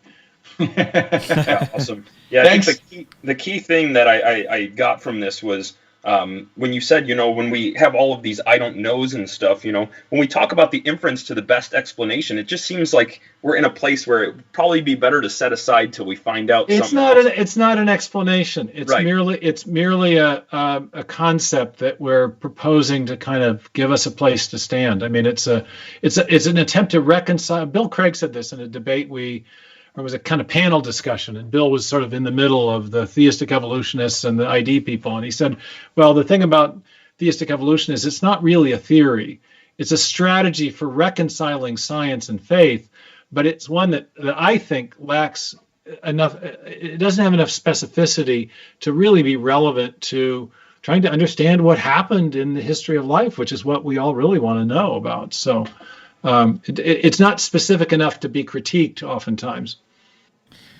Thank you so much, Tommy. We appreciate the question and appreciate your study in biology. So stay close to the Discovery Institute and Stephen's website, and you'll be in good shape. Hey, you might consider applying to our summer seminar as well. Shoot us an email, and you're exactly the sort of person we love to work with. So we have a 10-day summer intensive here in Seattle. So, yeah. Awesome. Thank you. Yeah, very good. And it's not in the autonomous zone. It's in the safe part of Seattle, right, Steve? Well, yeah. If you're going to be an ID person, you got to step out and take some risks sometimes. Yeah. That's right. All right, thank you so much. Yeah, we're not doing it in Chad or whatever that was. All right. Yeah. Thank you so much, Tommy. We got time for a couple more questions. Frank, I do want to ask. You remembered our boy Axel? He asked a question. He's in the military. He was incredibly troubled. I think the question had a moral nature to it, and now he's freaking out again. And I told him we're gonna ask it. Well, just give him 2 minutes of your time, and I'm gonna read it out. He says he's in the army. He says, I have a desire to drop the enemy, but not because I hate the enemy, but because I know they're evil. You have no idea how evil the enemy is, so I have to be sometimes ruthless so they don't kill my brothers. Is it wrong for me to kill the enemy with a ruthless heart? And I think he's coming from a place of guilt and heaviness, to protect my brothers, not really ruthless, but trying to be brave. Well, if I would say that you have to treat your enemy, even though they may be doing evil things, still as individuals made in the image of God, because they are. They may be doing evil things, but you don't want to dehumanize your enemy, because if you do that, that leads, first of all, it's wrong. Secondly, it leads to all sorts of atrocities, as we've seen in history. Now, obviously, if you're in the heat of battle and you have to make sure that you're of a mindset where you're going to defend your unit and your men at all costs, I understand you're not going to have good thoughts about your enemies. So I understand where he's coming from in this regard. But you don't want to get to the point where you are vilifying your enemy, because, as I say, they are made in the image of God. In fact, I listened to a podcast about this from my friend Jason Sweet. He has a podcast called Send Me, and he is a special forces guy in the Air Force. And he had a Navy SEAL on, former Navy SEAL, talking about this very thing. If you look for the Send Me podcast, I think you'll find some value in that, because they talk about these kind of scenarios from a Christian perspective. So check out that podcast, Send Me, from, he actually gets that from the book of Isaiah. All right. So good question. All right. Are we ready with Jay, Jorge, to bring Jay on? Yeah. So here it is, man. All right, Jay, come on. Where are you, Jay? Looks like you're on the West Coast somewhere, because you have sun. Where are you? That's true. I am just across the water from Seattle in Washington. All righty. Well, ask away of the great Stephen C. Meyer. All right. So my question is not as in depth as some of the other questions here. This is more about how you feel about your works and kind of your opinion. So I noticed going through public education that the theories we were taught in high school through biology or in college through astronomy are generally ones that presuppose naturalism, or kind of remove the God hypothesis from any running theory. And I found, when I dug up, I'm not going to do too much show and tell here, my high school biology book, in which one of the questions was formulated about Earth being formed however many billion years ago, Homo sapiens appeared however many thousands of years ago, and they just wanted us to fill in the blanks without, considering other theories. They didn't even propose that came from a theory. They were just teaching us as fact. And then later on, in my college astronomy course, they were talking about the beginning of life through things, maybe interstellar creations, or using the atmosphere of the Earth and other energies, and they recreated things and have pretty shallow experiments. In that book, obviously, it's not a biology book, it's an astronomy book, but I was wondering, do you feel as though your works, Darwin's Doubt, Signature in the Cell, and The Return of the God Hypothesis, do you think that those ought to be in competition with these theories, say in public education or college courses, to be taught and to be considered as a worthy alternative perspective on these? We have been attempting to navigate this whole issue of public education, because a lot of people are as frustrated as you are at the naturalistic and materialistic framing of the discussion of cosmic origins, planetary origins, and especially the origin of life and the whole evolutionary question. We have studiously avoided trying to get involved in. We've tried to avoid pushing the theory of intelligent design in the public K through 12 educational realm. It's an area that requires the legal status of teaching something opposite Darwinism as an alternative. It has yet to be really clarified. There was a case in Pennsylvania called the Dover case. It was decided against a school board that wanted its students to know about a book advancing the theory of intelligent design in the school library, which seemed kind of innocuous. The problem was the school board, on the public record, justified their policy with an explicitly religious motivation. We urged them not to put forward such a policy, and there was a ruling against their policy, but it has applicability only within a limited jurisdiction within Pennsylvania. So there has not been a constitutional case about the constitutionality of teaching students about the theory of intelligent design in a biology course. We have not been pushing that at this point. We've been trying to win the argument at a much higher level in academia. I don't personally think there's an in principle reason why there couldn't be a teaching about intelligent design, not indoctrination into the theory, but teaching about the theory as a competitor to evolutionary ideas. And maybe someday we'll get to that point, but we're not actively seeking that or pursuing that at this point. In the college environment, I think it's entirely different. And university professors, especially those with tenure, are supposed to have academic freedom. And insofar as the debate is about what caused the origin of life or what caused new living forms to arise, and there are many very well-credentialed scholars and scientists who have written books advancing theories of intelligent design that are relevant to different parts of the science curriculum, I don't see any problem with university professors discussing these alternative perspectives. And there will be pushback, but those are battles that I think are coming, and in some cases have already occurred. There's a scientist, Eric Hadeen, who was at Ball State and who had a course called The Boundaries of Science, and he looked at some of these debates between proponents and skeptics of intelligent design, putting books on the curricula, on his syllabus that students could read, pro and con. He got attacked by some folks at the Freedom from Religion Foundation, including a biology professor at the University of Chicago, Jerry Coyne. I think Coyne's attack on him was unconscionable, and Ball State, in caving to him, even partially, I think did their educational mission a disservice. So right now, I think the best way to get your hands on an alternative perspective is to go on Amazon and get the books that our network of scientists have been writing on so many facets of these debates. The other night on Amazon, in the category of organic evolution, there were 3 ID books in the top 5 or 6.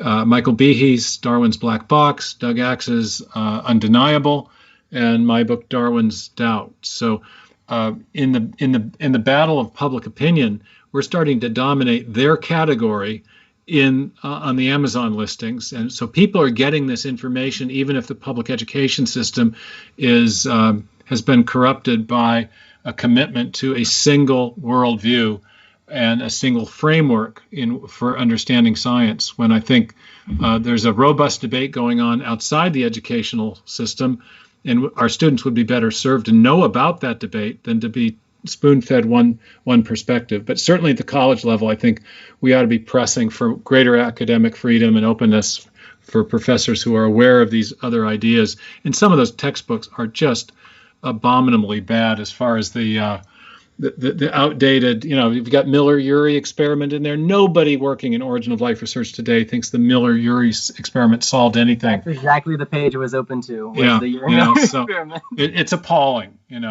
And in Darwin's Doubt, I argued that there has never been such a disparity between the public presentation of the status of a theory, speaking of neo-Darwinism, and the actual among public spokespersons for science, when we're talking about textbooks, popular PBS shows, statements of the National Academy of Sciences, the popular presentation of the status of neo-Darwinism on the one hand is strikingly different from the actual status of the theory, even in the technical literature within evolutionary biology, where the problems are recognized.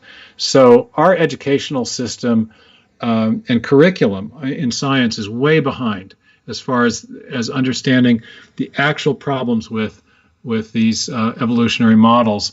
And I do think even at the K through 12 level, teachers should feel entirely free to raise problems with the standard evolutionary models as you find them described in peer-reviewed scientific literature. That's just a matter of scientific literacy, and that's our current policy. At the K through 12 level in public high schools, students, yes, they should know the arguments for neo-Darwinism, but they should also know the scientific problems with the theory as they are described in the peer-reviewed biology and other related journals. Does that make sense, Jay? Yeah, that's a great idea. Oh, you can call me Martin. I had the backwards Yeah, I name. know. Yeah, I know you got your name spelled backwards there. He's been in some of our That's, online courses. you know, But I appreciate you're not being cowed by this and being aware and doing your own critical thinking and sifting fact from fiction, and because you know, the textbooks are really behind the times scientifically. They are suppressing information that challenges these. It's a narrative. It's a story that's been promulgated now for several decades, going back to the 1950s. And you know, the Miller-Urey experiment, the Haeckel embryos, and the full-orbed Alleluia chorus in support of neo-Darwinism. None of that is scientifically credible anymore, and it's time for the textbooks to catch up and give some other voices, scientific voices, a hearing, even if we don't push for intelligent design in the public school K through 12 curriculum. thanks for your question, Martin. Might squeeze one more in if we can, Jorge. Appreciate it. Hey, Steve, we've said on this program many times before that science doesn't say anything, scientists do. And it really seems like people have a real allergy in the biological world to any suggestion that there could be intelligence out there. It seems to me anyway that this is a lot more than just being concerned about the integrity of science. There's something going on here with regard to morality that people just don't want there to be a moral authority other than their own opinion. Because why would somebody like Richard Dawkins say, well, maybe there could be aliens out there that brought life here, but as soon as you suggest that the intelligent being that brought life here was God, he's got an allergy to that. Now, I can't read his heart, but it seems to me they're protesting too much, if you know what I mean. Well, many people have made that observation.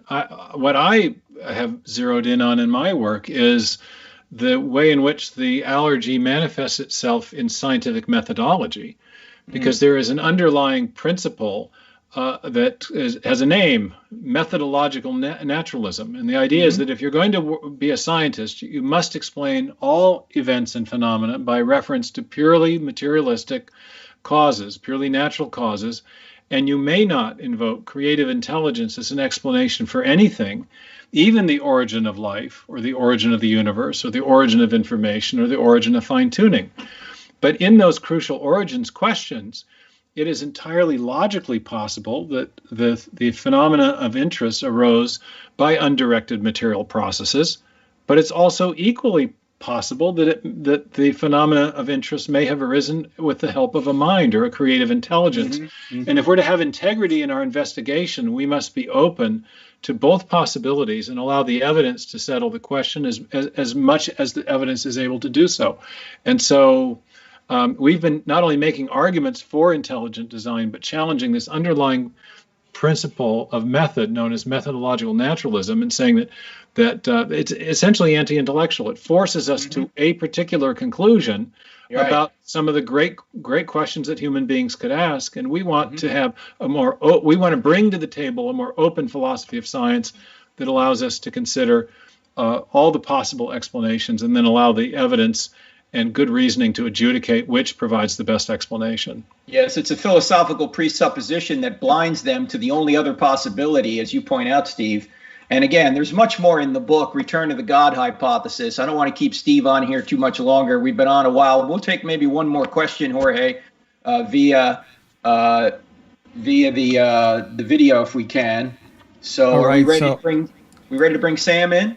Yeah, let me get Sam in, and then I have Curtis as well, but he wasn't turning in. So now we have two guys in. Right, so I'll take them. That's good. We get them back to back. So Curtis, just stay muted, Curtis, and turn your phone sideways, horizontal. Okay, I'll bring Sam in, and then we bring Curtis in, and we get both of you guys in. So Sam, I'll just turn your mic on as soon as you see yourself in my screen, okay? So let me get Sam in first.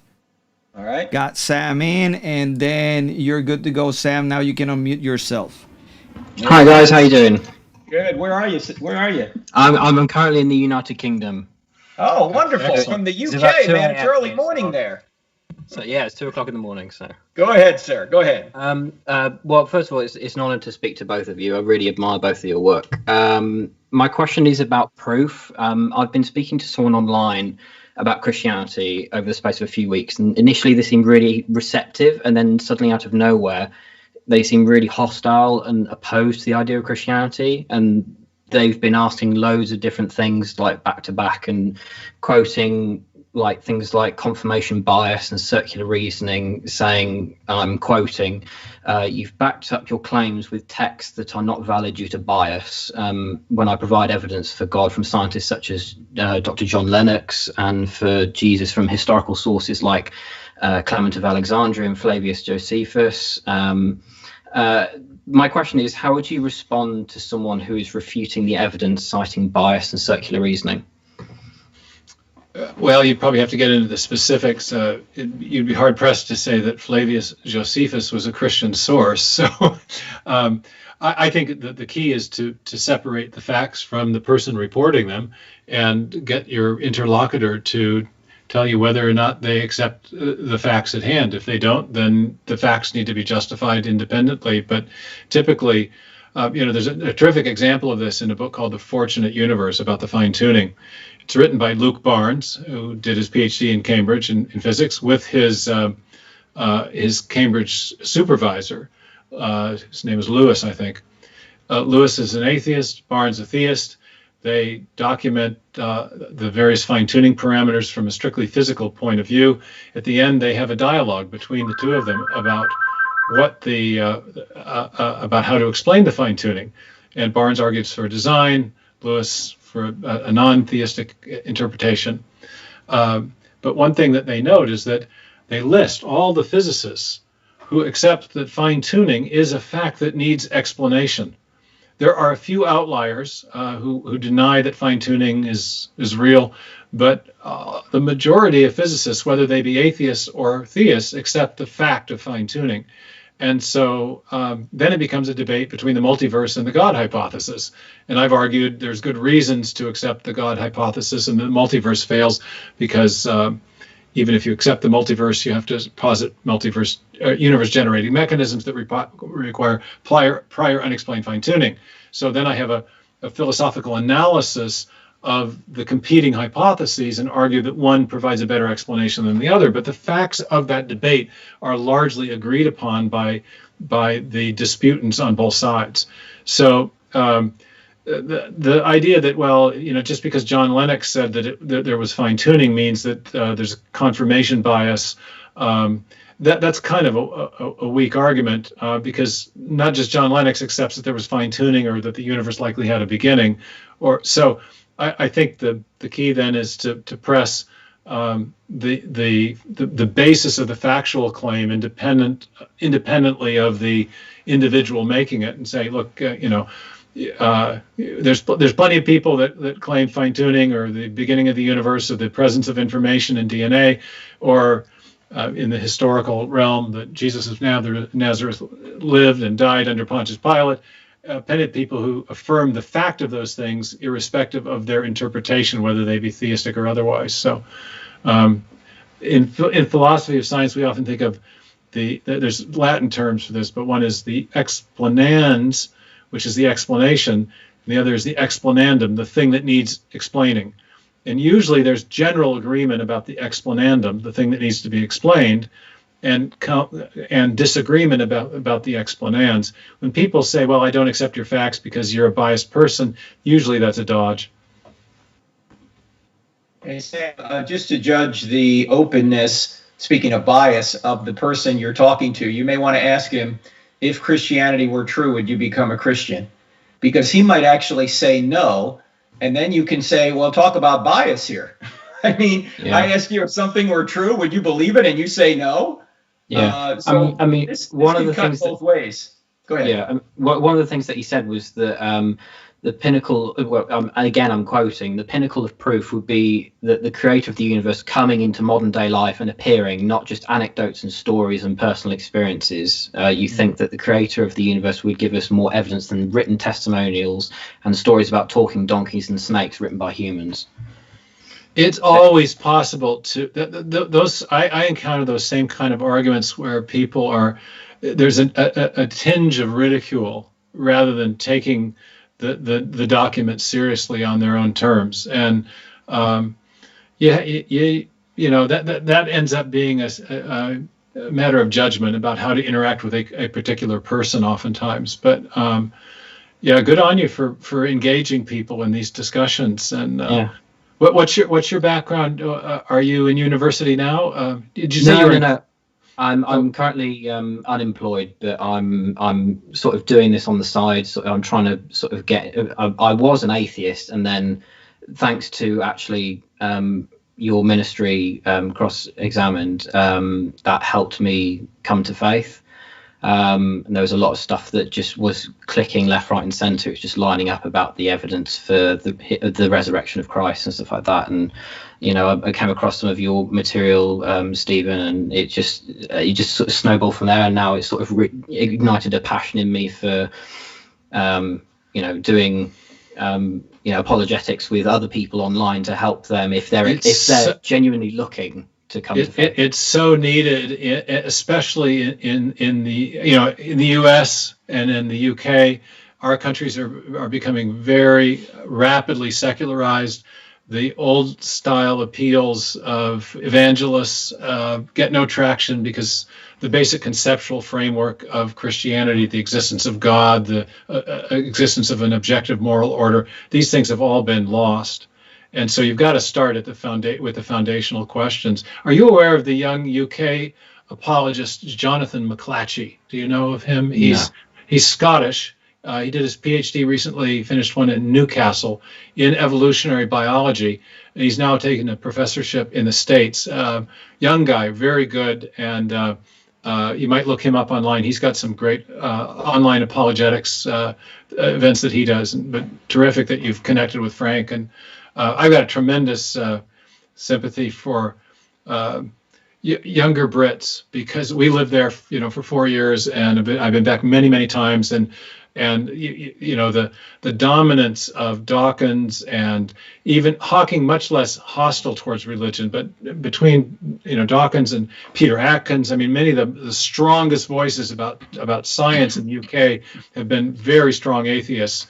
And I think that a lot of young people in the UK who are looking for answers to the big questions are being deprived of access to information that might help them move in a different direction. So, by the way, good, Sam, good on you. Excellent. Yeah, one point I'd like to make about, your friend saying, well, why doesn't God show up in the modern world? Well, right now, two things. When he showed up previously, we killed him, okay? But secondly, one of the values here of Steve's book, Return of the God Hypothesis, is he's pointing out that we know God exists right now by his effects, right? We reason from effect to cause. That's what scientists do. So the effect of the universe having a beginning out of nothing reasons back to a creator who's spaceless, timeless, immaterial, powerful, personal, intelligent. The fine-tuning does the same thing, and the information found in DNA and life does the same thing. We're reasoning from effect back to cause. And so these things can be empirically detected now. And so God has given us enough evidence to know that he exists, but he doesn't make his existence so obvious that we have no capacity to go our own way. If he did, we wouldn't have the capacity to say no. But God is a gentleman. He gives us enough evidence to know he exists, but he also gives us enough ambiguity that we can willfully go our own way if we want to. It's the hiddenness of God issue, and we could talk more about it. But I want to bring on Curtis, our last guest here today. So thank you for what you're doing there, Sam. Thank you. All right, Curtis, so just give us a minute and we'll get you in, Kurt. All right, hang on, Curtis. We're coming. Final question for Dr. Meyer. And Steve, as we're about to bring Curtis in, could you just give us 2 minutes on this question? I asked you off the air this question. I was kind of amazed by your response when I asked you, what is the best evidence, do you think, for macroevolutionary theory that we have common descent? What is the best evidence for that? Well, that's a big question. I addressed that in the Theistic Evolution volume, but I think the evidence for common descent, universal common descent, is pretty weak. And it's been accepted largely as a matter of consensus the similarity of anatomical structures, what's called homology, or the similarity of gene sequences. But there are so many anomalies that cut against that. The fossil record, actually, which is thought to be the best evidence, is incredibly weak evidence because of the multiple major discontinuities between groups of organisms. So typically, I think evolutionary biologists today would say that it's molecular homology, the similarity of genes and proteins in diverse organisms. But one thing that cuts against that is, as you and I were talking, is the discovery of what are called orphan genes. The sections of the genome that are unique to individual species or genera or higher taxonomic categories that suggest not only fossil discontinuity but genomic discontinuity. So it's a big topic. I'm very skeptical of universal common descent. Some ID people aren't. Some ID people accept it, but I don't think the evidence is strong for it at all. Yeah, and the point of homology could easily be evidence for a common designer too. It could go that way as well. Well, that's the big point. Is the evidences that seem to support universal common descent are ambiguous. They could be explained alternatively, and the anomalies really require a completely different kind of explanation that involves what's called polyphyletic geometries in the history of life, where you have multiple separate origins, at least of the major groups of organisms, the higher taxonomic categories. Let's go to our final questioner, and Curtis. How are you, Curtis? Where are you? Oh, he's still muted. We got to unmute him. Yeah. Yeah, unmute yourself there, bottom left of your screen or kind of left center of your screen. There should be a little microphone, and just click on that. So there you go. Where are you, Curtis? Oh, no, you muted yourself again. Just hit it once. Okay. There you are. I'm south of Virginia. All right, go ahead, man. I'm a firm believer that God exists and God is real. And I do believe that God doesn't make mistakes. But I struggle with the fact that God reside in heaven, and Lucifer was residing in heaven as the story was told. But Lucifer was kicked out of heaven. And I don't think God made mistakes. And I don't think that, my opinion, that God created Lucifer. Because if God created Lucifer and Lucifer is causing so much havoc here on earth, it seems like everything that you are reading in the Bible that God made good, Lucifer turn around and make it bad. And in my opinion, I don't think God created Lucifer. Steve? Well, it sounds like one for you, Frank. Why don't you take that? I've got something to say about the problem of natural evil, but what about the problem of evil generally? Well, if we take that point, Curtis, that if God couldn't create somebody who would do evil, that would mean he couldn't create us either. See? So he created Lucifer and all of us, but he gave us free will, which gives us the ability to love, but that also gives us the ability to reject and do evil. The beauty of the Christian worldview is that the entire Christian worldview is an answer to the problem of evil. What does God do once evil occurs? He enters the bloodstream of humanity in order to take evil upon himself. And us, by trusting in him, can not only be forgiven of what we've done, but we can be given his righteousness. So the good thing about God creating Lucifer in us is that he can redeem us. And redemption is actually better than innocence, because in a redeemed state, you have a higher state of relationship with God than you would if you were in complete innocence. So God had a plan and he knew how it would turn out. And when he created evil, he knew he could redeem it. So that's why he did it. But when he created Adam and Eve, they didn't know of evil until they were deceived by Satan. That's right. But he gave Adam and Eve the opportunity to make a free choice, which is a good thing, because without free choice, we can't love.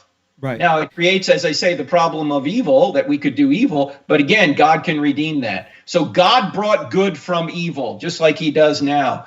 evil things occur, but God can bring good from them. In fact, he promises to bring good from them when he says, and we know that all things work together for good to those that love God and are called according to his purpose. Notice he doesn't say all things are good. There's a lot of evil out there, but God can bring good from evil when it occurs. And that's what he does. The greatest evil ever done was the crucifixion of Jesus, the only truly innocent human being in the history of the world. And yet look at all the good it's brought. Kurt, I want to suggest a book for you right here. My friend Dr. Mike Heiser wrote this book called Demons, just like that, Demons. And this book will give you a lot of insight into the whole idea of Satan, demons, Lucifer, and everything like that. And you always have to remember that when God created, he created a spiritual family. This is what we are commonly referred to angels. And also he created his physical family that we are part of. And they both have to have this free will in order for us to choose to love him freely.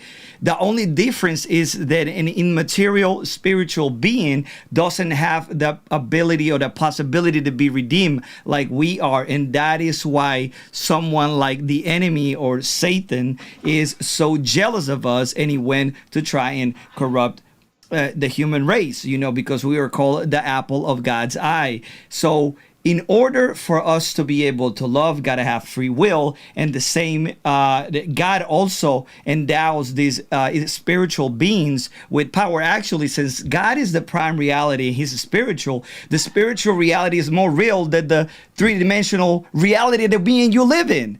So now think about that. Let that marinate for a little bit and then start thinking, okay, these spiritual beings are not only powerful, but when they see human beings who are physical, and they realize that God calls us the apple of his eye, that's why they go into, Satan goes into the garden and he deceived Adam and Eve. But you need to understand that God also gives them free will.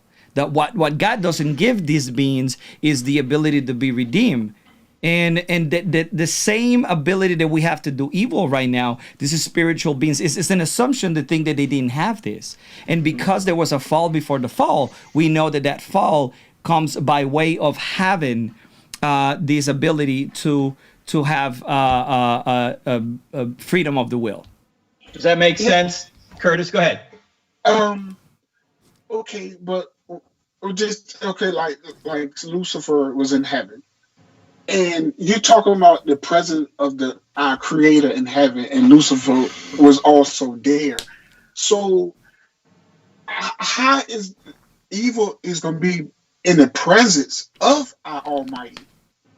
When even though Lucifer turned jealous towards God, but just that if he's thinking evil in heaven, Well, think about this, though, Curtis. The Bible doesn't talk about this, and you have to go to passages in Isaiah and Ezekiel and read between the lines to try and figure out really what happened, and it's questionable even if that's the right way of interpreting it. But as Dr. William Lane Craig has said, there had to be some distance between God and the angels in order for them to have the free will to make a choice. So when we say that they were in heaven, first of all, we don't really know what that means. Physically, right? And so God had to give them some distance for them to make a choice. And once they made the choice, then the angels that went with Satan were expelled. And of course, the angels that didn't rebel, stayed in heaven. But look, if God can't create creatures that'll do evil, he couldn't have created us either. That's kind of the bottom line in my view anyway. Steve, you got anything to add to that? Well, this question comes up in the natural realm. The classic defense of the classic theistic defense of the problem of evil is the free will defense that you guys have been articulating. Mm-hmm. But then that leaves the problem of the things in nature that are not well designed or are destructive, and bacteria, and we've talked a lot about viri and things like that are harmful to people.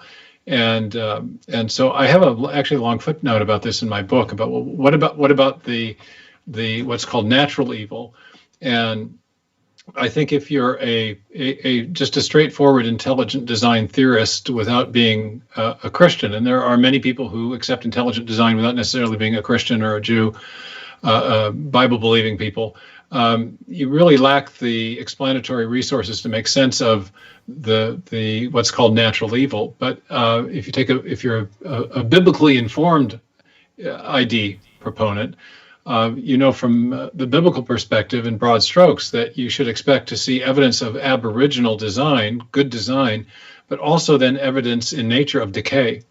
And Romans, the book of Romans, and St. Paul talks about both knowing the reality of God from the things that are made, but also that the creation is groaning for its redemption, and since it's been in bondage to decay, that something went wrong that affected nature. And so if you have that biblical framework, you should expect to see two things in nature.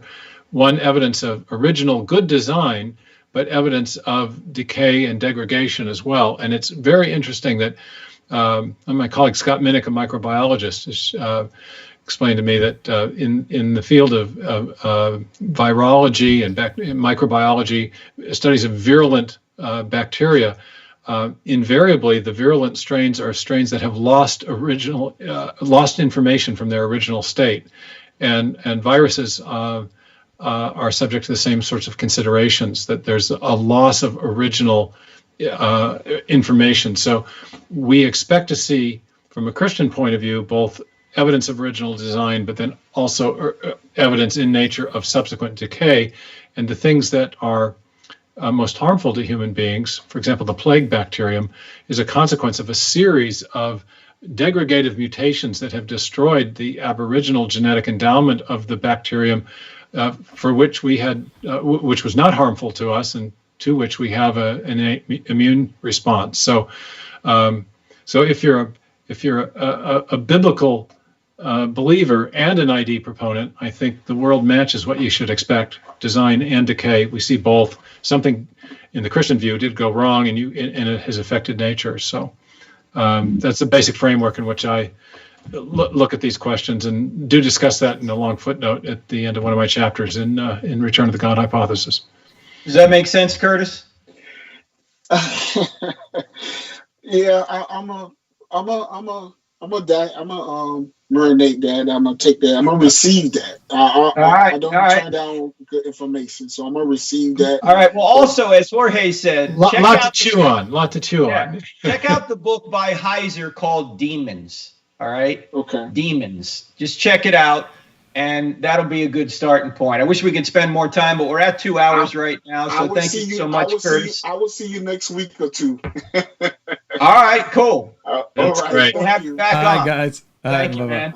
Appreciate it. Hey, Steve, it's been a joy having you on, and you're always a wealth of great information about which Christians need to be better informed. So I want people to make sure they go out and get Return of the God Hypothesis. It's in Kindle. It's in hardcover. It's Steve, what do you have on your website? You have some videos on your website about this as well? Well, we're posting videos of media appearances. I did a long interview with Peter Robinson, who wrote the wonderful Mr. Gorbachev, Tear Down This Wall speech for Ronald Reagan. He's got a great program called Uncommon Knowledge, and that's up on the website. So we're posting, we'll be posting the interviews that I did with you on radio. But from the website, you can navigate to the website to the other books. We've got a YouTube channel connected to the Darwin's Doubt website that has all the media appearances, the debates I've done, the animations of molecular machines.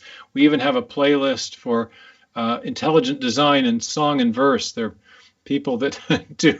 We've got rappers and slam poets and other people who've picked up intelligent design themes. So we've got a lot of stuff on the website for people who want to get into the subject of what does science tell us about design in the universe and the designer and so forth. So yeah, returntothegodhypothesis.com, or just remembering my name, stevencmeyer.org. And if you get to those places, you can navigate to a lot of good content.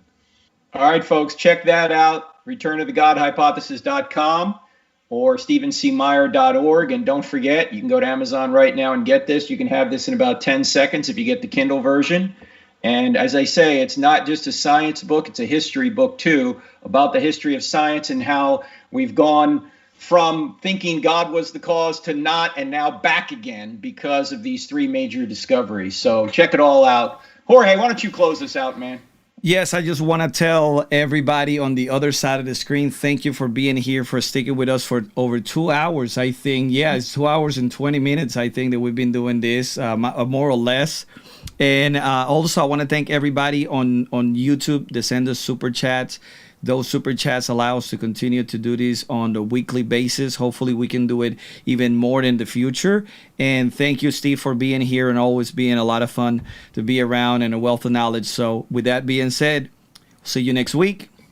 Thank you, Jorge. Thank you, Frank, and thank you for all your great listeners and viewers who had brought forward these super questions. A lot of fun to talk. All right, great, Steve. We'll do it again. Every Thursday that we're in town, we'll be here at 7:30 p.m. Eastern, 4:30 on the West Coast. So we'll see you next time. Thanks, folks.